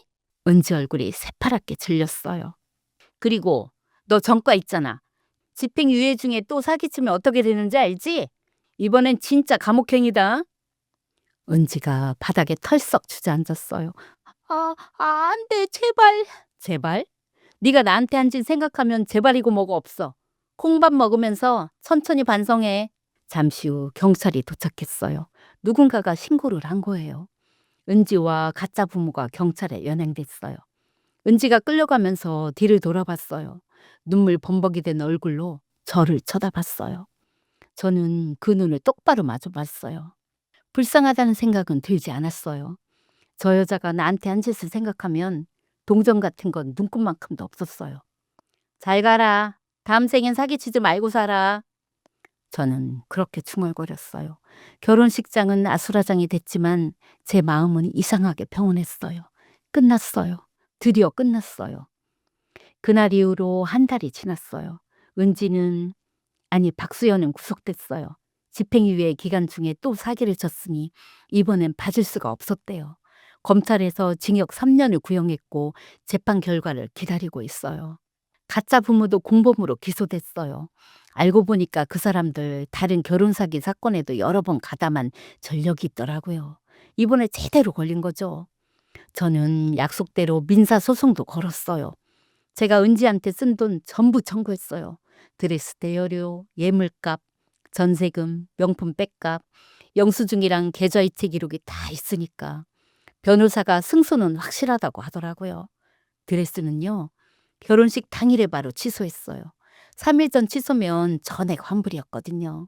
500만 원 한 푼도 안 잃고 다 돌려받았어요. 예물도 반품했어요. 미개봉 상태라서 90%는 돌려받았고요. 전세금은 민사소송 걸어서 받아내는 중이에요. 은지 명의 계좌에 있던 돈은 이미 압류해뒀고요. 제가 누굽니까? 30년 건어물 장사로 뼈가 굵은 사람이에요. 돈 문제에서는 절대 안 당하죠. 민준이 얘기를 좀 할게요. 그 녀석 결혼식 이후로 한동안 폐인처럼 살았어요. 회사도 못 나가고 밥도 못 먹고 자기가 얼마나 멍청했는지 엄마한테 얼마나 못되게 굴었는지 자책하면서요. 저는 그런 민준이를 보면서 마음이 아팠어요. 화가 나기도 했지만 그래도 내 자식인데 저렇게 무너져 있는 걸 보니까 가슴이 찢어지더라고요. 어느 날 민준이가 저한테 왔어요. 눈이 퀭하고 수염도 덥수룩하게 기른 채로요. 엄마, 왜? 밥 먹었어? 엄마, 나 엄마한테 할 말 있어. 민준이가 제 앞에 무릎을 꿇었어요. 또요. 민준아, 그러지 마. 그날 결혼식장에서 다 했잖아. 아니, 그때는 사람들 앞에서 한 거고, 지금은 엄마한테만 제대로 사과하고 싶어. 민준이가 고개를 숙였어요. 엄마, 내가 잘못했어. 엄마가 은지 이상하다고 했을 때 내가 들었어야 했어. 근데 나는 엄마를 갱년기라고 했어. 예민하다고 했어. 옛날 사람이라고 했어. 엄마가 새벽에 노량진 가서 해서 올 때 내가 이불 속에서 뭐라고 했는지 알아? 빨리 갔다 오라고 했어. 60 넘은 엄마가 새벽에 택시 타고 노량진 가는 게 당연한 줄 알았어. 민준이 눈에서 눈물이 흘렀어요. 내가 미쳤었어. 석 달 만난 여자한테 올려서 30년 키워진 엄마를 그렇게 대했어. 나 진짜 인간도 아니야, 엄마. 저도 눈물이 나왔어요. 일어나, 민준아. 엄마, 나 용서받을 자격 없어. 용서고 뭐고 일어나. 무릎 아프잖아. 저는 민준이를 일으켜 세웠어요. 그리고 꽉 안아줬지요. 바보 같은 놈. 네가 아무리 못되게 굴어도 넌 내 자식이야. 내가 낳은 놈인데 내가 용서 안 해주면 누가 용서해줘. 민준이가 제 품에서 엉엉 울었어요. 34살 먹은 어른이 어린아이처럼 울더라고요. 엄마, 미안해. 정말 미안해. 앞으로는 절대 안 그럴게. 엄마 말 잘 들을게. 그래, 민준아, 알았어. 알았으니까 이제 그만 울어. 저도 울면서 민준이 등을 토닥여줬어요. 이 바보 같은 자식. 그래도 내 자식인데. 미워도 내 자식인데. 그 뒤로 민준이가 변했어요. 회사도 다시 나가기 시작했고 주말마다 대전에 내려와서 저 가게 일을 도와줬어요. 생선 손질하고 배달 나가고 예전에는 한 번도 안 하던 일을 이제는 당연한 듯이 하더라고요. 민준아, 너 서울에서 일하느라 피곤할 텐데 여기까지 와서 이런 거 안 해도 돼. 아니, 엄마. 나 이거 하고 싶어서 하는 거야. 엄마 혼자 고생하는 거 이제 못 보겠어. 민준이가 웃으면서 말하더라고요. 그리고 엄마, 나 이제 결혼 생각 없어. 당분간은. 왜? 좋은 사람 만나면 해야지. 아니, 일단 엄마한테 잘하고 나서 생각할래. 엄마한테 못한 효도부터 하고. 그 다음에 결혼 생각할게. 저는 그 말에 코끝이 찡했어요. 바보 같은 놈. 엄마 효도는 네가 행복하게 사는 거야. 좋은 사람 만나서 잘 사는 거라고. 알아, 엄마. 근데 이번엔 제대로 볼 거야. 엄마 말도 듣고 천천히 알아가면서 다시는 똑같은 실수 안 할게. 저는 민준이 얼굴을 보면서 생각했어요. 그래, 이 녀석도 이제 좀 철이 들었구나. 아프게 배웠지만 그래도 배운 게 있구나 하고요. 시장 언니들 얘기도 해야겠죠? 결혼식 이후로 언니들이 동네 유명 인사가 됐어요. 결혼 사기꾼 잡은 시장 아줌마들이라고요. 명숙이 언니가 그러더라고요. 야, 우리 가게 손님이 2배가 됐어. 다들 그날 얘기 듣고 싶다고 생선 사면서 얘기해 달라고 하더라. 순자도 웃으면서 말했어요. 나도 어떤 아줌마는 딸이 결혼한다는데 남자 쪽이 수상하다고 어떻게 알아보면 좋겠냐고 물어보더라. 내가 흥신소 전화번호 알려줬어. 영희가 팔짱을 끼고 말했어요. 우리 시장 언니들이 한번 뭉치면 못할 게 없어. 사기꾼이고 뭐고 다 잡아. 앞으로 시장에서 이상한 짓 하는 놈 있으면 다 알려. 내가 처리해 줄게. 저는 그 언니들 보면서 웃었어요. 진짜 든든한 사람들이에요. 이 언니들 없었으면 저 혼자 못했을 거예요. 언니들 진짜 고마워. 평생 은인이야. 무슨 운인이야. 우리가 남이야? 30년 같이 장사한 사이인데. 다음에 또 무슨 일 있으면 바로 불러. 달려갈게. 저는 그 말에 또 눈물이 날 뻔했어요. 세상에 이런 사람들이 있어서 제가 버틸 수 있었던 것 같아요. 그리고 오늘이에요. 저는 아침에 일어나서 가게 문을 열었어요. 평소처럼 생선 정리하고 손님 맞을 준비를 했어요. 점심때쯤 민준이한테 전화가 왔어요. 엄마, 나 이번 주말에 내려갈게. 맛있는 거 해줘. 그래, 뭐 먹고 싶은데? 응, 엄마 갈비찜. 그거 먹고 싶어. 알았어, 해줄게. 전화를 끊고 저는 혼자 웃었어요. 갈비찜이요. 그날 은지를 처음 데려왔던 날 제가 해줬던 메뉴예요. 이제 그 기억은 아프지 않아요. 그냥 지나간 일이에요. 저녁에 가게 문을 닫고 저는 집에 와서 차 한 잔을 끓였어요. 남편 영정 사진 앞에 앉아서 따뜻한 차를 마셨어요. 여보, 나 해냈어요. 우리 집 지켰어요. 저는 영정 사진을 보면서 말했어요. 민준이도 이제 정신 차렸어요. 주말마다 내려와서 가게 일도 도와주고 예전에는 한 번도 안 하던 일을 이제는 당연한 듯이 해요. 그 사기꾼녀는 감옥에 있어요. 콩밥 먹으면서 반성하고 있겠죠. 내가 뜯긴 돈도 다 받아낼 거예요. 한 푼도 안 틀고요. 저는 차를 한 모금 마시면서 창밖을 봤어요. 해가 지고 있었어요. 노을이 예쁘더라고요. 여보, 당신 없이 혼자 싸우느라 힘들었어요. 근데 해냈어요. 내가 해냈어요. 눈물이 한 방울 흘렸어요. 서럽지 않은 눈물이었어요. 그냥 안도의 눈물이었어요. 이제 좀 쉴게요. 당신 곁에 갈 때까지. 나 여기서 잘 살다 갈게요. 저는 차를 다 마시고 조용히 눈을 감았어요. 창밖으로 노을이 지고 저녁바람이 불어왔어요. 평화로웠어요. 오랜만에. 정말 오랜만에 평화로웠어요. 이게 제 이야기예요. 가짜 임신으로 제 전 재산을 노린 며느리를 결혼식장에서 쫓아낸 시어머니 이야기요. 저는 60년 넘게 살면서 배운 게 있어요. 참는 자에게 복이 오는 게 아니에요. 참는 자를 만만하게 보는 게 세상이에요. 근데 그렇다고 무작정 싸우라는 말도 아니에요. 때를 기다려야 해요. 증거를 모아야 해요. 그리고 결정적인 순간에 확실하게 끝내야 해요. 사자는 사냥감을 쫓을 때 바로 덮치지 않는데요. 최적의 순간이 올 때까지 숨죽이고 기다린대요. 저도 그랬어요. 발톱을 숨기고 웃는 얼굴로 기다렸어요. 그리고 결혼식 날 모든 걸 터뜨렸죠. 혹시 저처럼 억울한 일을 당하고 계신 분이 있다면 포기하지 마세요. 증거를 모으세요. 때를 기다리세요. 그리고 확실하게 끝내세요. 당신도 할 수 있어요. 저도 했으니까요. 긴 이야기 들어주셔서 감사해요. 여러분, 오늘 사연 어떻게 들으셨나요? 저도 이거 읽으면서 속에서 불이 나고 손이 벌벌 떨려서 혼났네요. 30억 건물에 눈먼 며느리도 며느리지만 30년 키워준 엄마를 옛날 사람 취급하며 적 취급한 그 아들놈. 아휴, 정말 남의 일 같지가 않아서 제가 가슴이 다 아립니다.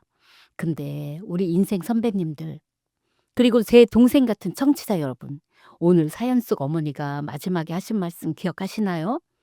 참는 자에게 복이 오는 게 아니라 참는 자를 만만하게 보는 게 세상이다. 이 말이 참 뼈아프죠? 우리는 평생을 그렇게 배워왔잖아요.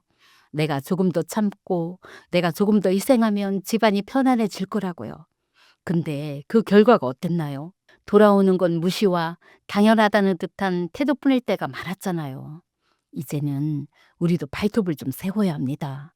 사연 속 어머니처럼 웃는 얼굴 뒤에 확실한 칼 한 자루는 품고 있어야 내 인생을 지킬 수 있는 법이에요. 사연 속 아들이 결국 무릎 꿇고 빌 때 저도 같이 울었습니다. 미워도 내 자식이고 내가 낳은 놈이니까요. 하지만 여러분, 자식한테 지는 게 능사가 아닙니다. 우리가 똑바로 서야 자식들도 제대로 된 길을 갑니다. 오늘 저녁엔 아들 며느리 눈치 보지 말고 오로지 나를 위해서 제일 맛있는 거 챙겨 드세요. 나는 충분히 잘 살았고 앞으로는 더 당당하게 살 거다라고 거울 보며 꼭 한마디 해주시는 거 잊지 마시고요. 인생의 묵은 채증을 뻥 뚫어드리는 여러분의 든든한 편, 사이다 엄마였습니다. 여러분은 귀한 분들입니다. 내일도 속 시원한 이야기 들고 올게요. 오늘도 편안한 하루 보내세요.